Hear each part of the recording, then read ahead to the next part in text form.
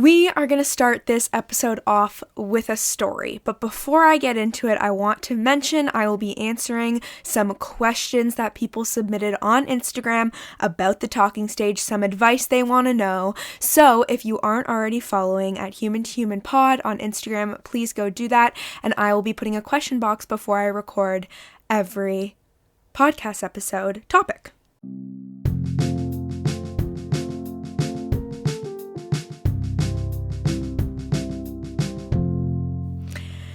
So, I have had my fair share of the talking stage.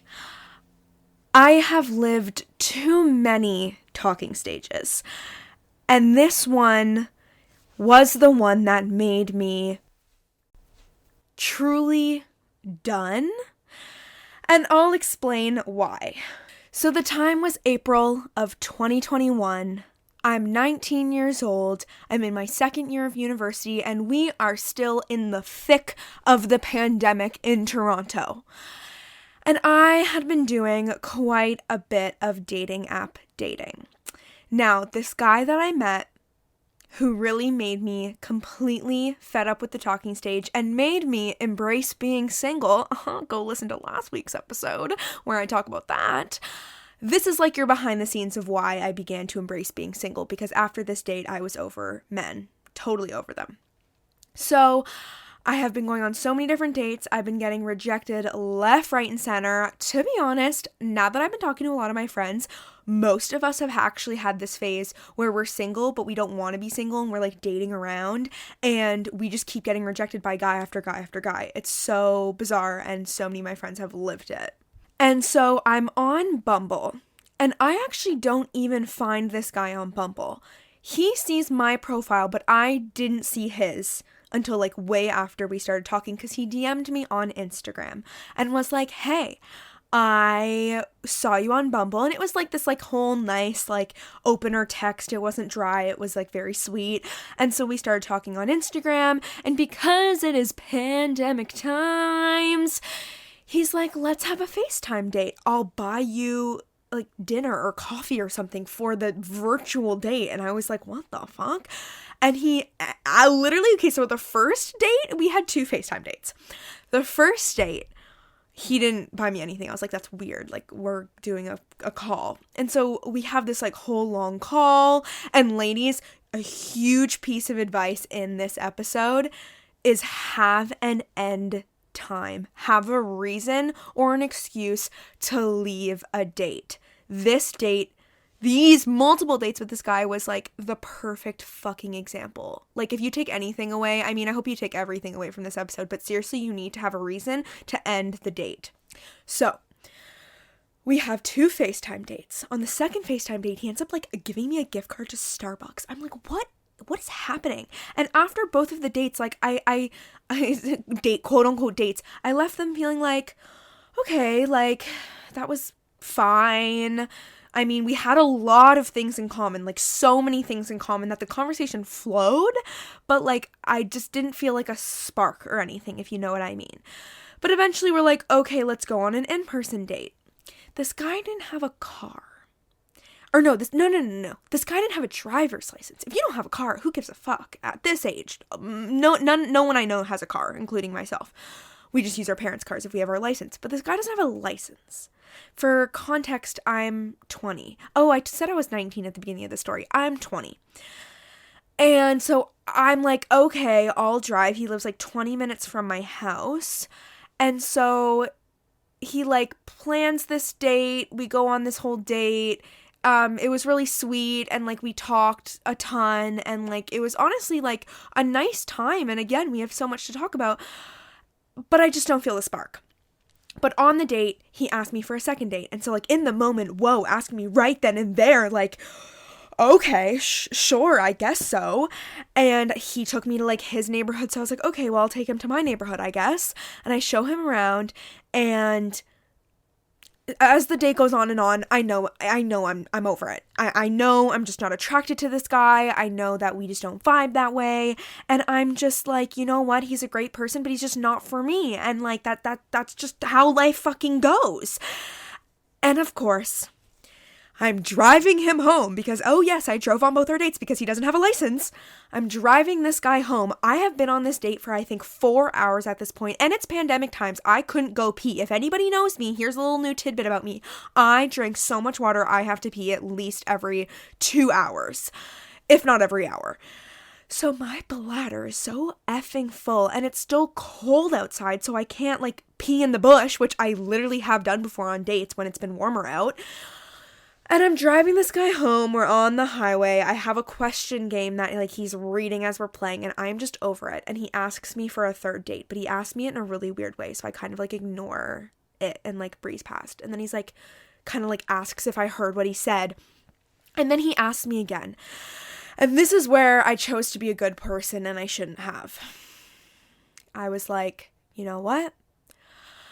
I could either be really honest with him right now because he's in my car and he's blatantly asked me for a third date. I very much know at this point I don't want to go on a third, and I could be honest and tell him and be a good person, or I could choose the much easier route and say, yeah, for sure, we can go on a third date, talk about a third date, and then just, like, it never happens. Like, I end up bailing over text. There's so many options of not putting yourself in that awkward situation where you literally reject someone in front of them. Every time I got rejected by the guys previous, at least they didn't do it to my face.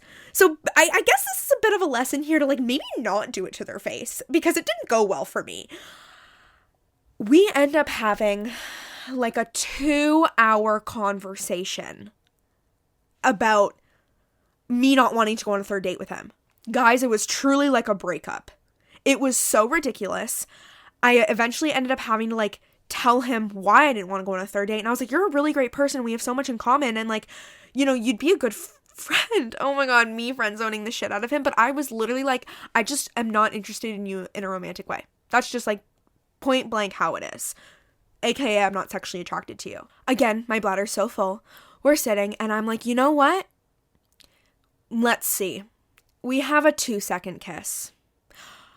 It is more than confirmed at this point. I am not interested. I am so sorry. I just don't want to date you. This is just not it. He still takes forever to get out of my car. I end up driving him, like, right now we're parked at the side of the road. Then I pull in to where he lives, and I am waiting for him to get out of my car. And he's just like, I just don't know what to do here. Like, my hands are tied. Like, I'm just so confused. And, like, I'm like, dude, I don't know what you're trying to do. And he's like, is there anything different I could have done? I'm like, no, it's just some people drive and some people don't. And I was way too nice. And I just, like, I truly felt like I was going through a breakup when I had gone on really 2 real dates with this guy. It was horrible. Oh, and then it gets worse. I know. How does it get worse? It gets worse. He texts me. The texts prior to the one that got really bad don't matter. And yes, it is like 9 months later and I still have the text. Guys, I have the receipts too from a guy who ghosted me, who slid back into my DMs. A guy who ghosted me in 2019 or 2020, maybe very beginning of 2020, who slid back into my DMs and was like, I'm so sorry, I felt bad about what happened a couple months back. Do you want to get coffee? And I was like, fuck no, what the fuck? But guys, I have to keep these receipts. They're so funny and they're so good for the podcast. This is why I have the show. I did not realize my miserable single years would lead to, like, incredible content. Truly. Listen to the Embracing Being Single episode because, woo, this is what got me to embrace it. So he sends me, like, long texts being like, thank you for being so open and honest, blah, blah, blah, blah, blah. Then he sends me another really long text when it was, like, 1 a.m. and I didn't respond. I went to the dentist the next morning and just, like, didn't even get a chance to read it. Then he sends me another text being like, I just was wondering if I could ask you a question. And I was like, I am at the dentist, but sure, whatever. This paragraph that came in was so fucking long, guys. It was scroll. You have to scroll. It doesn't fit into one screenshot is how long the text is. And the moral of the story was that this guy said, I feel like we need to sleep together just to see if we're physically attracted to each other, because I need that clarity for myself in order to have peace with this situation. Yeah. let it marinate. Let it soak in. My favorite person I told was my first year roommate, who I am still very, very close with, is hopefully going to be my roommate soon if I move out.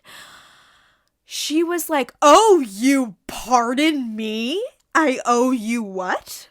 I owe you nothing, sir. I didn't even owe you an explanation. I didn't even owe you the decency to tell you in person I didn't want to go on a third date, let alone an explanation as to why I don't want to go on a third date with you. I was ghosted like a month before this, and that guy gave me no it was like cold turkey, like no. I don't owe you anything." Ladies and gentlemen and non-binary beautiful people, the talking stage can go many, many, many ways. It can go terrible. I also beg of you to really be careful whose cars you get into or who you drive around, because that is also a safety issue. Okay, try make sure your friends have your location. They know where you are. You vet the person through FaceTime dates. It's not a bad idea. Guys, listen, I have been on so many FaceTime dates, and first dates are a vibe check. Truly, they're just a vibe check. Am I grossed out by this person? Does this person have nothing to say to me? We could vibe over text, but not in person. So doing a FaceTime date for the beginning is like perfect. Vibe check. COVID is such a good excuse for this. And I honestly don't regret that. I don't regret any of my FaceTime dates, but my biggest takeaway from all of these dates, you need to have an out. Because I didn't have an out on any of these dates with this dude, and I literally couldn't get out. I couldn't get out. I've also had FaceTime dates that go on hours and hours and hours and hours longer than they should have when I already know he didn't pass the vibe check. And I just don't know how to leave. And truly, next week is going to be an episode all about long-term dating. And the talking stage with my now boyfriend went fantastically because I'd been through so many fucking terrible talking stages. And so I beg of you, listen up.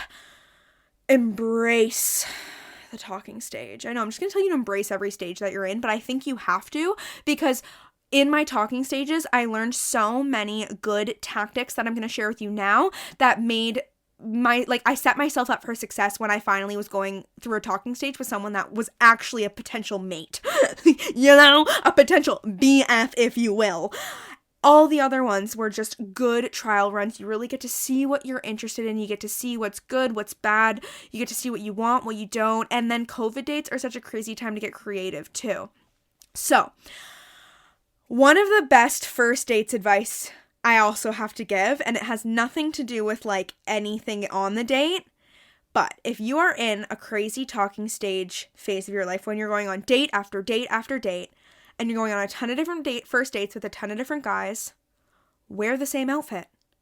Wear the exact same outfit on every first date because it's a different dude. Why would you wear a different outfit if it's a different dude? No one knows what outfit you wore on your last first date, on your current first, and truly.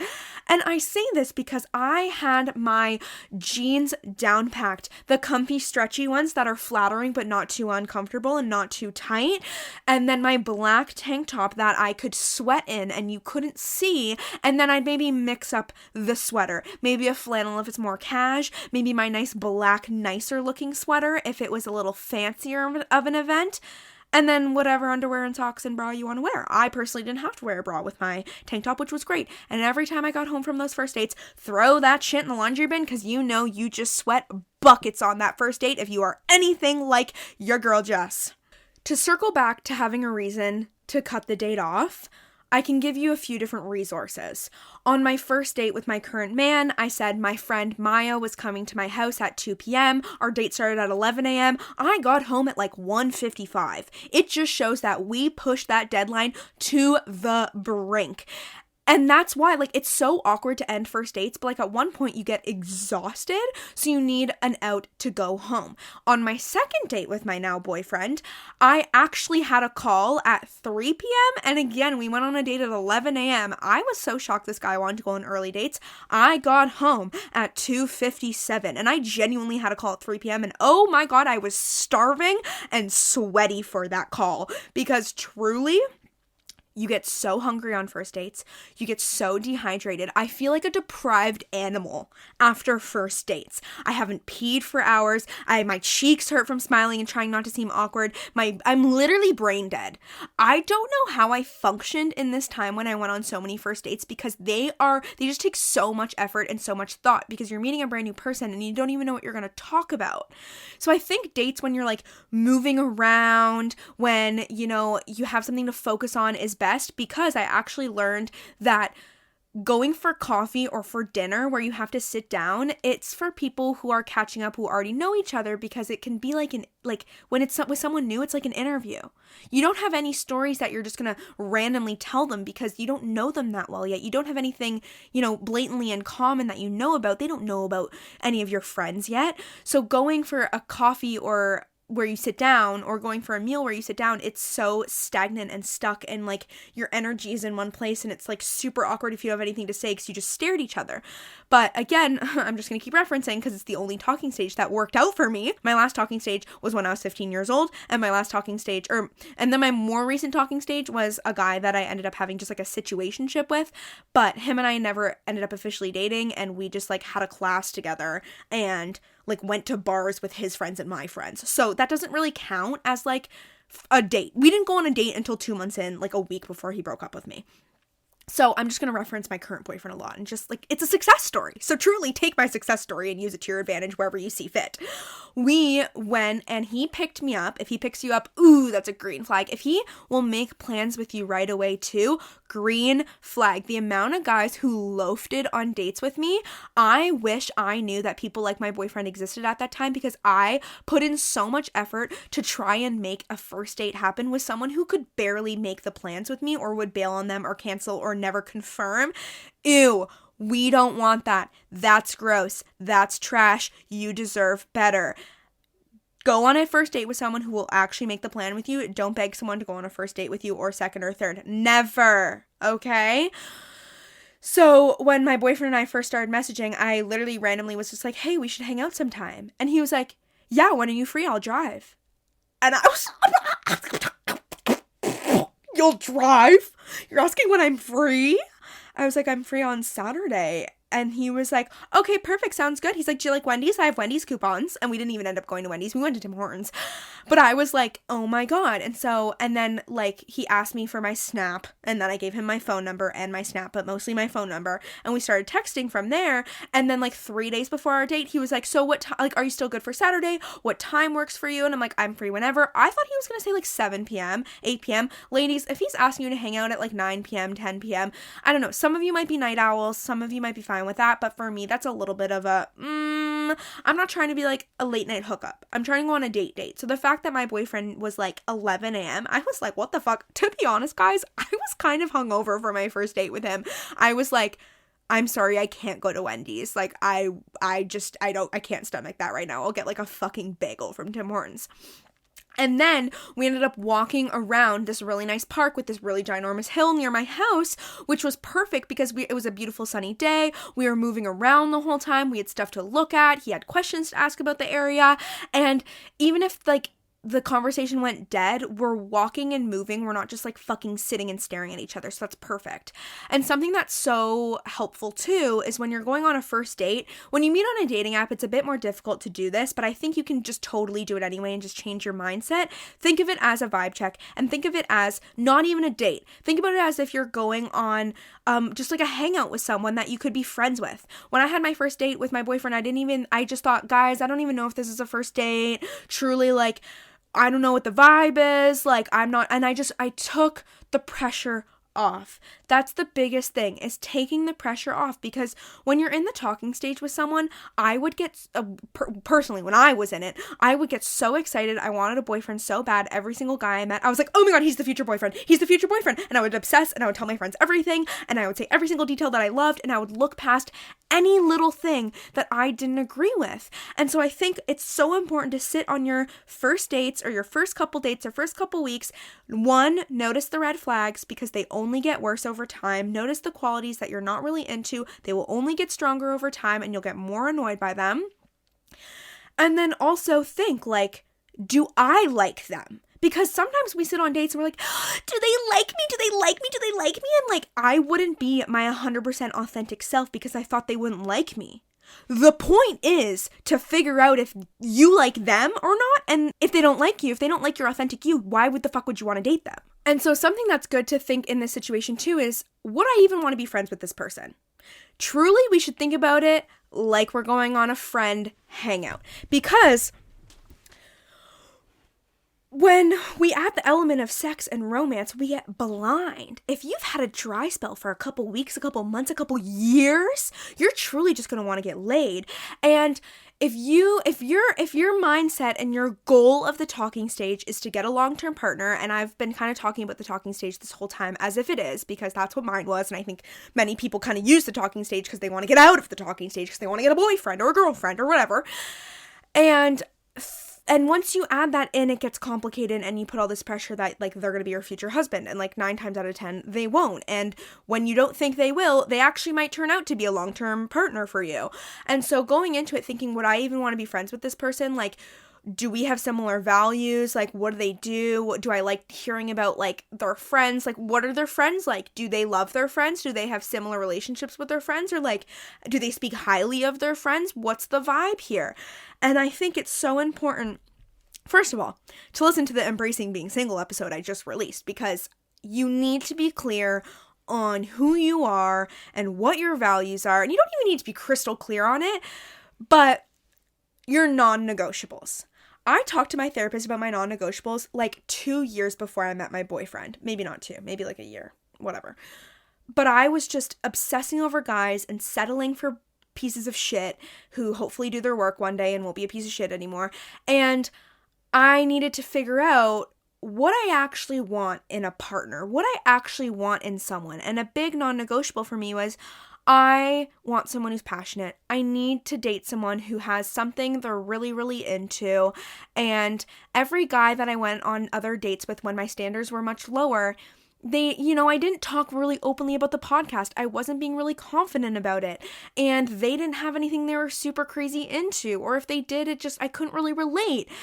And I want to emphasize to trust the world and trust the universe and trust yourself. If you don't trust any of those other things, trust yourself, because there's so many people in the world and you are so fucking awesome and you have so many cool things that you're into or cool things to say that if someone doesn't like them, don't date them. If someone doesn't enjoy hearing what you have to say or like reciprocate the energy, this is the biggest part. If they don't reciprocate the energy that you would want to receive, don't continue going on dates with them, because that's not going to get better. They're showing you who you are. When someone shows you who you are, believe them. Don't try and change them. Don't say, well, he has this good quality and that other one, well, whatever, because no, that whatever is going to be a big deal one day, and it could be something that's like gonna fucking mess up everything. So when you know who you are and your values and what's important and what your non-negotiables are, like my friend Emma, she's like, I need someone to have fun with. I need someone who's adventurous and wants to try different things. I don't want to just lay in bed and watch Netflix all the time. And she knew what she wanted. So when she was looking and when she was dating and when she was going through the different talking stages, she was really like being able to depict, if this guy has that kind of fun, adventurous attribute or if he doesn't. And looking back on your exes and thinking about what wasn't something you like helps so much, because the things that piss you off about your ex, you don't have to date again. You literally don't have to date that again, because you are in this period of opportunity where you could find someone completely new and different, which is a beautiful thing. Don't settle. There's no reason, because it's so much better to be alone than to be with someone who doesn't bring out the best in you, to be around someone that doesn't empower you. I would rather be by myself than be with someone who put me down and made me feel like shit about myself. And it doesn't come across that obviously at first, but if you're talking about something you're so excited about and then the guy you're on a date with goes, yeah, that's fine, I guess, like, I don't know, it's a little weird, or like, oh, cool, but anyway, what I was doing, that's it. You picked up on their energy. They showed you who they were. They didn't vibe with what you were talking about, so fuck them. And if you don't have friends around you that show you that exists, I'm here to tell you it exists. And you need to be patient and wait for it and be more vulnerable with your friends, because your friends might show you they support you so much, and if they don't, break up with your friends too. Okay, that's a whole other thing. We're going to talk about breakups later on in this whole series of dating. So before we get into the more, couple dates, couple weeks into the talking stage, another thing about first dates is don't trauma dump or talk about your ex.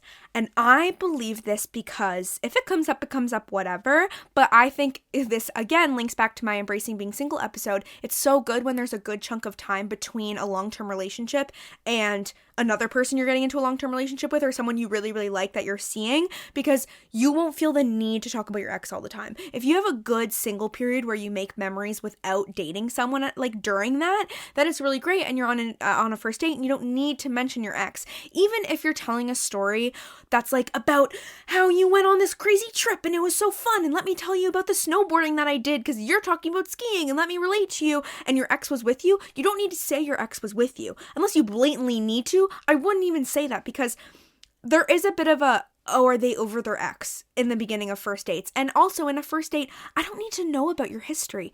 I don't need to know about your ex-girlfriend. I don't need to know about how many girls you fucked. I don't want to know that yet. I loved the mystery with my boyfriend where I was like, I don't even know if he has an ex. I don't know if he's a fuckboy. I don't know if he's a virgin. I can't tell it all, and I'm glad. And we didn't really find that out until like probably 4 to 5 dates in, because both of us were at a point where we were so healed from our ex that, I mean, trust me, we still have things we're working on that was ingrained in us from our exes, but it wasn't so fresh that we had to talk about it that early on in our, talking stage. But it was so refreshing, because you don't need to know all about someone's past. And it's a bit of an awkward situation, I feel like, to talk about an ex on a first date, because it does leave you being like, well, are they happy they're single? Do they still miss their ex? Are they still caught up on their ex? And you just don't need that. If you get ghosted, I have been ghosted twice, and I have had to ghost once. I don't recommend ghosting, but if it'll save you from getting into the situation that I was in that I talked about at the beginning of this episode, do it. Save yourself a lot of time and bladder space. But getting ghosted is a fucking terrible experience. I felt like my butt was so positive there, but I'm like, no, it's a terrible fucking experience. It's awful. I was absolutely destroyed inside when I got ghosted the first time, because I wasn't only ghosted, but I was stood up on a date and I was blocked. And so I didn't even know I was being ghosted at first, because I was just like, kind of, what's going on? And I'd never been ghosted before, so I just didn't know that was a possibility, and I thought this guy really liked me. Anyway, let yourself feel the feelings of being ghosted. It fucking sucks. It's actually a terrible experience. It's so sad, especially if the dates were going well and you actually vibed and you made plans to see each other again. It's such a weird thing, because it takes you a minute. If someone was mature enough to just be like, hey, sorry, like, you're a great person, but like, I'm just not into you that way. I don't think this is gonna work out, and then you never answer them ever again, at least you told them. Please be mature enough to do that. The situation where I ghosted, I mean, it makes fucking sense. If it doesn't make sense to you, sorry for those noises. But when it's going so well and you get ghosted, it's so easy to be like, what did I do wrong? Where did I go wrong? Why did this happen? But it has nothing to do with you. It really doesn't. It has everything to do with that person. And if someone is so immature that they have to ghost you, why would you want to date them anyway? So cry, get drunk with your girlies, just talk to your girlies sober, and maybe fuck someone else, and then move on. I'm not like condoning that, because that's not going to help you. It might just make you more sad, but like, just feel what you need to feel.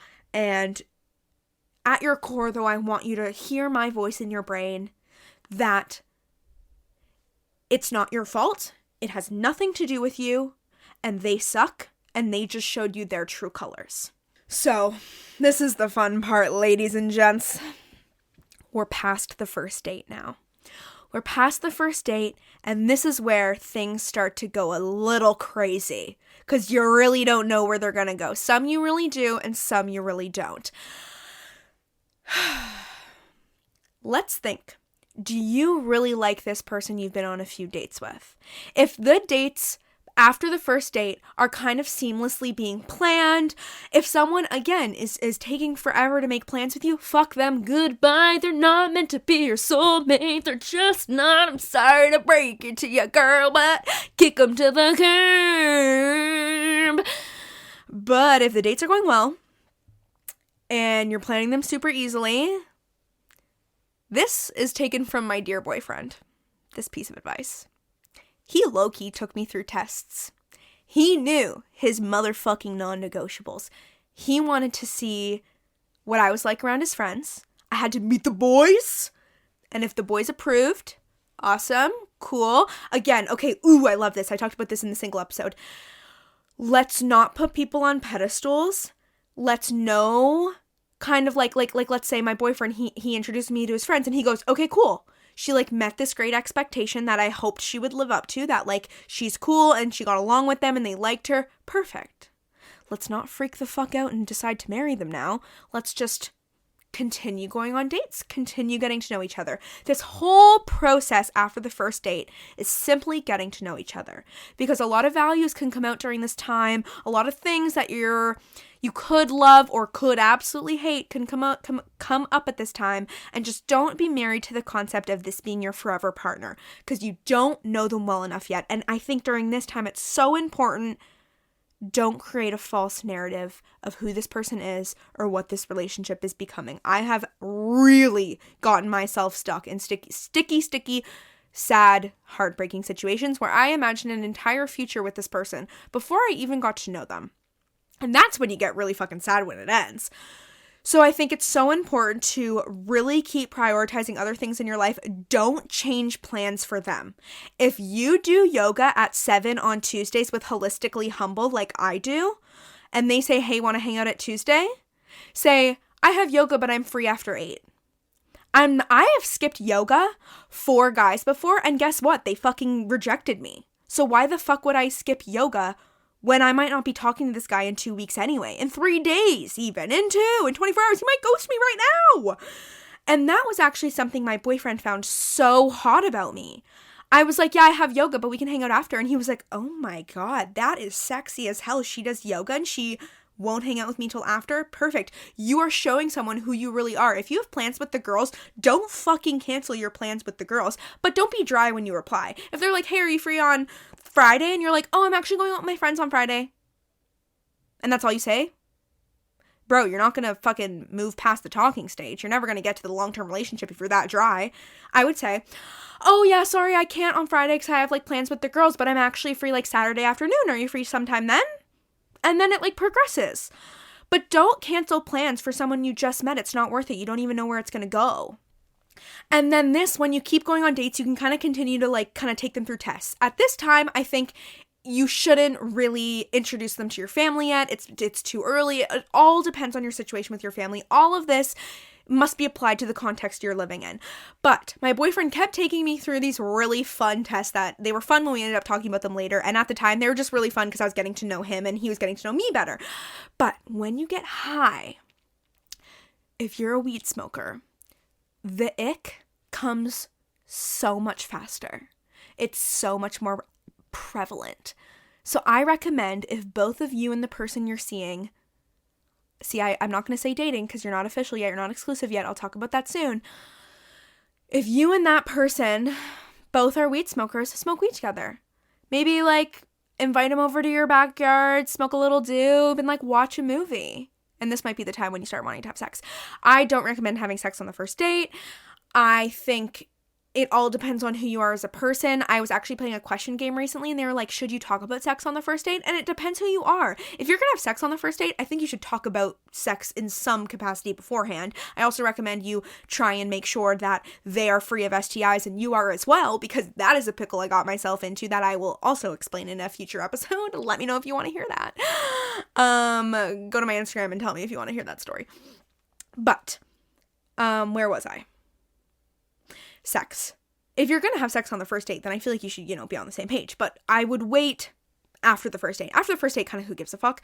I mean, third date is kind of your golden ticket, in my opinion. I also truly believe it all depends on who you are. If you're a virgin, I mean, depending on when you want to lose your virginity, like, depending on how comfortable you want to be with the person, like, maybe don't take this advice at all. But I want to know what I'm working with before I cuff it. You know, before I make him my man, I kind of want to see what's going on. You know what I mean? You might find out people have a different side to them when they get freaky, when they get sexy in the bed. And so I think you should kind of suss that out before you lay down, boom, we're together. But it all depends on the person. Don't take my advice if this doesn't feel good for you. This is just what my experience was. So back to the tests. Another good one, other than the high one and introducing them to your friends, is getting drunk together. My boyfriend felt like he really, if you're a drinker, again, these all, whatever, shut up, it depends on the context, but I drink and my boyfriend drinks, and he's seen a lot of girls get air quote white girl wasted, and I think that our true colors actually kind of come out when we're drunk.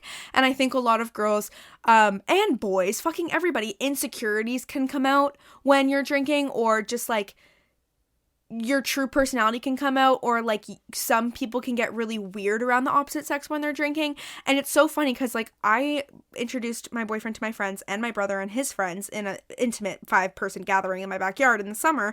And I got so drunk I ended up throwing up. And like a week or two later, he was like, I've never even seen you drunk. And I'm like, yes, you have. I threw up in my backyard. And ladies, I don't condone this. Like, truly, I'm trying to get out of that phase where I throw up from drinking. But he was like, I've never seen you drunk. And I'm like, it's because you've never seen me drunk and get like obnoxious. And that's just not how I get when I get drunk. And he was like, oh. But again, like, you don't want to date someone if you don't like who they are when they're drinking. Because, like, that's a whole other situation you need to deal with. Now, let's talk about the actual word dating. Actually, I don't think we should talk about that one yet. I think we should talk about the word exclusive. Someone actually submitted a question asking my definition of dating. And I think everybody's is so different. My personal definition is when they ask you to be their girlfriend or boyfriend or partner. And I think that it could come at the same time as having the exclusive conversation, but I feel like in our society now, people take a really long time to commit.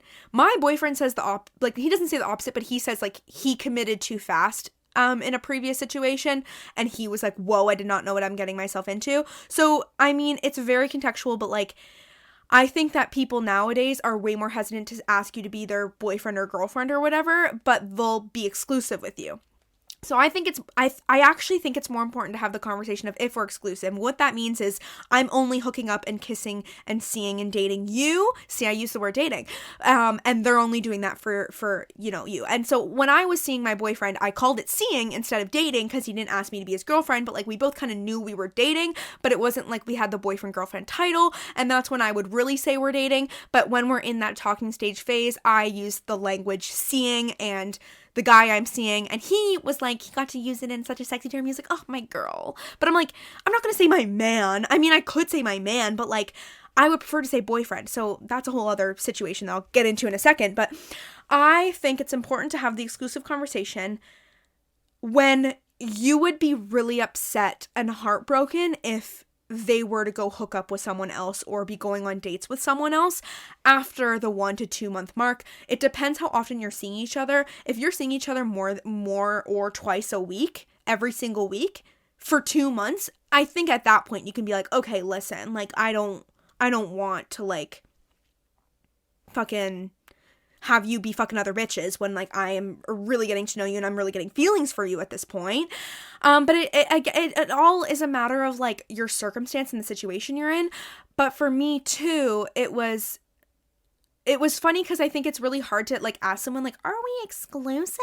And I remember in a situation I was in 2 years ago, I was like, okay, listen, because I was the one who's bringing up the exclusive conversation, because I kind of just, you can tell when you're ready for that conversation, when you're really thinking about them all the time, telling your friends all about them, and like, you're at a point where you're like, you like them that much. I was like, well, if you were going to go to the bar, would you hook up with somebody else? And he was like, I don't know. Would you? And I was like, well, I don't want to. And I'm going to be honest, if you were to hook up with someone else and I wasn't at the bar, I would be really upset. And that's how he was like, okay, we're exclusive, blah, blah, blah. And then with my current man, we more kind of joked around being like, oh, you're just in it for the sex. Like, oh yeah, you're just like, blah, blah. And like, we both knew we weren't. And then eventually we did have like I brought it up. A piece of advice I received one time that was really, really helpful was, if you are in a situation, or if you are having to have a conversation that's super awkward, just name that it's awkward. Just name it before you start. Like, hey, I'm nervous to have this conversation with you. But, like, I wanted to talk about, like, if you want to be exclusive or not. Or if you're hooking up with other people or not. Or if you're seeing anybody else other than me. Because I would like to just be seeing you. And this is also a big thing I want to mention. Is don't say, what are you looking for? They respond. Because what can happen then is you bend yourself backwards to try and just meet what they want, instead of stating what you want. Because you know what you want, and there's a reason you're bringing it up. It's because you know what you want. But if you say, hey, what do you want? Then I think a tendency, especially for women, is to just accommodate that. And that's how you end up getting in a situation where you get heartbroken. I know because it happened to me. But you know what you want, so walk into it saying, hey, I just like want to have this conversation I'm nervous to have, but I just wanted you to know that I don't want to see other people. What do you think? And then you have stated what you want the whole time. You have put your desires out there, and at least if it ends, you can walk away saying I stayed true to myself the whole time and I don't have a regret, which is so fucking important. Sometimes when you bring up the exclusive conversation, that's when the boyfriend-girlfriend talk can just come right up. I think it's even also really great to clarify with the person you're with, what do you consider dating? When do you consider it official? I kind of considered it official when my boyfriend asked me to be his girlfriend, but then it took so long after we had the exclusive conversation for him to ask me to be his girlfriend, and now we've been together for quite a few months that I just count the day we met, because we weren't seeing other people. And so that's a funny thing too, is some couples I know never had an anniversary, and they never even talked about an anniversary, and they were like, I don't even know how long we've technically been together. And then other people, they talked about it and they agreed on it, and it's when they had the boyfriend-girlfriend conversation. Or for me, I'm like, I don't give a fuck, I'm saying it as soon as I met you, because as soon as I met you, I was like, yeah, cool, I am in for this. Something when I was spitballing with my boyfriend to kind of figure out what I should talk about on this episode, because, well, there's just so much. I think the dating episodes are always going to be the longest, but he was like, I think you should make sure you have deep conversations with the person, and like that your relationship or your situationship is not just about sex, because he was like, I think that happens often where people are having a situation and they're hooking up all the time, and they might not even be exclusive yet, and the guy might think it's just about the sex. And I think that's why you need to make sure you're on the same page, that it's not. And this is when I want to empower you listening right now, because you deserve the world. You deserve someone to match your energy, and you deserve someone who truly is interested in getting to know you. And it can feel so weird and scary, and that's because it's new to just openly say what you want, who you are, be very clear on what values you have that you need to align on. I have a list, I'll give you examples. Different things you're an activist about, your religion views, your political views, what do they feel about women's rights, racism, homophobia, all that stuff is very important, body image, and vaccinations. Be clear about, where's your wiggle room, where are you down to compromise, and what things are a genuine we must align on some way, or be able to be open to each other's opinions on. I think it's definitely important to be open to the other person's opinion, and then know the things that you're like, sorry, I can't date you if this is a belief you have. If you don't think women should make as much as men, well, maybe we shouldn't date, And I want to empower you that you are a boss-ass bitch who should only commit to someone that makes you feel good. That truly makes you feel good. Because it is not worth being in a relationship just to be in a relationship if you don't feel like your best self when you're with them. The cuddles won't feel good if their comments feel like shit, okay? Ooh, the talking stage is brutal, but it is hilarious. My best stories come from it. And also, it's so funny to circle all the way back to the beginning of this episode. I should have never even gone on that second date with the guy, because this is like a sign if you know what you want and what you don't. I was in a FaceTime group chat, or like a group FaceTime with my friends from high school. And I explained to them my situation, and I was like, I don't know if I want to go on a second date with this guy. I'm just really unsure about him. I'm not completely drawn to him. I'm not a hell yes. And if you're not a hell yes, you're a no. And they were like, Jess, if you're asking us this, you obviously don't want to go on this second date. Like, what? Like, don't go. And then one friend, and I hope she's listening right now, she was like, Jess, you clearly are asking us, but like, you kind of already have your mind. You kind of already have your mind made up, which was that I'm gonna go. And she goes, but at the very least, just do it for the podcast. And ladies and gents and everybody in between and outside of that box, we did it for the podcast. Okay, so I'm just going to answer a few Q&A things that were sent on Instagram, which is so fun. My Instagram feed is so fucking sexy. I am putting so much work into it. It is insane.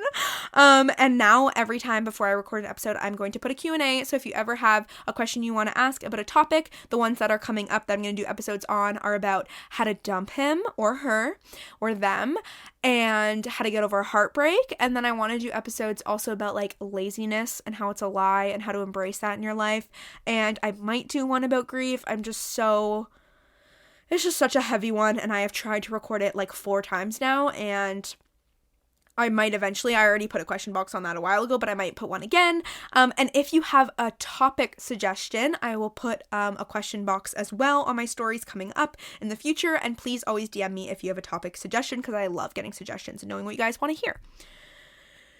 So pretty much the number one question I wanted to answer that was submitted was, how the fuck do I make him date me? You have the answer right in that question. Never convince someone to date you. And it's hard because I know the girl, like, she's a very good friend of mine who submitted this question, but I need to talk about this like I'm talking to everybody. And when I would want to say this to her too, though. It's like, you can never convince someone to date you, and you never ever fucking should. You should be on the same page. If they won't ask you to be their girlfriend yet, depending on what stage you're at, you can maybe ask why. What's holding you back? Let's have an open conversation about it. But you are worth so much more than convincing someone to date you. It's not worth it. That is called proving your worth, and you never have to prove your worth. You are enough no matter how many people are interested in you and want to date you. So please don't sit and feel like, how can I trick this guy into asking me to be his girlfriend? It's like, again, tricking a guy into proposing to me. Why would you ever want to be in a situation where you're dating someone when you had to beg them to date you? I mean, after a certain amount of time, I was a little bit like, why hasn't my boyfriend asked me to be his girlfriend yet? But at no point in time I was like, let me convince you. Because I know my worth. I know I'm a fucking boss ass bitch. You should never have to I should never have to beg you. Like, think about that. Think about if you're begging someone. Like, circles back again to the beginning of my story. This guy was begging me to understand why he was begging me to have sex with him. He was like blatantly, guys, he was begging me to have sex with him. And truly, I hope he does his self-work, because that's sad, and you don't want to be that person. And if you are, it's okay. I mean, I've been there. I've been the person who was rejected and then sent a long paragraph a week or 2 later. But it happens. But no, you're better than that. A question was, how do you know he's the one? You don't in the beginning. You don't in the talking stage. I didn't really know. I really, really enjoyed going on dates with my boyfriend, and I had such a good time with him, but I didn't really know wow, this guy is wow. I mean, we both had a big moment on our 5th date where we were like, okay, this is definitely someone I want to keep seeing. This is going really, really well. I like him a lot. But a couple months in, then I was like, yeah, this guy is awesome. And if you keep asking yourself, how do you know if he's the one? You're just you might try and convince yourself he is, and you don't want to do that. Tips when getting ready for a first date. I pee so many times. I eat before the date. If you can't, I actually think it's really, really hard to eat before a first date too. I struggle with that. I call a friend. I get opinions on my outfits, but once you get your good outfit jam-packed, or down-packed, you know what I said, wear it all the time.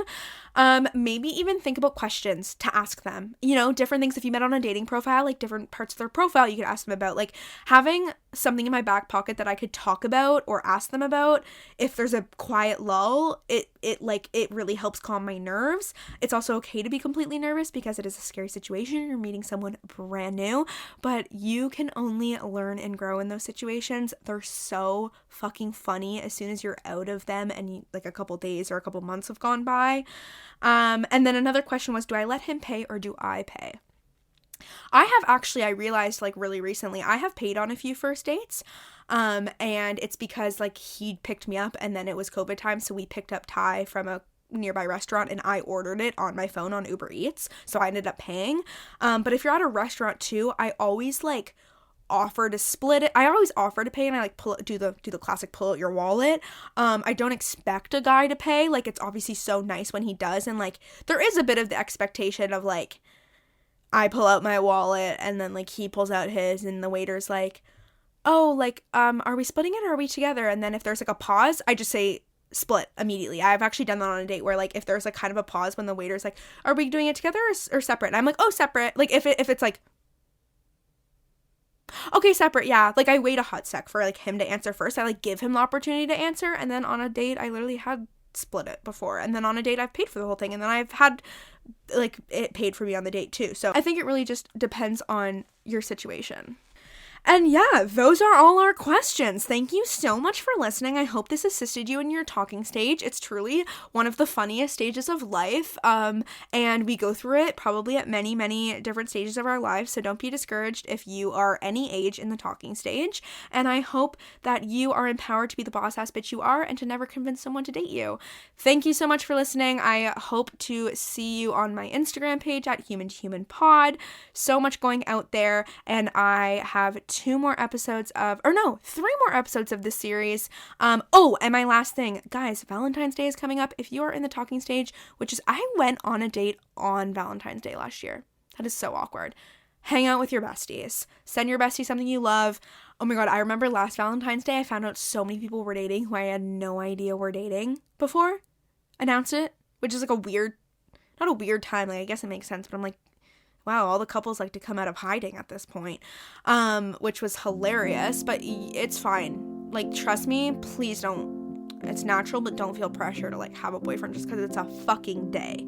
Okay, thank you for listening. I love posting so much more often. Follow me on Instagram at Jessica J. McDonald as well. If you like the show, please tell the internet you like it, rate, review, subscribe, do the whole thing, and download the episodes.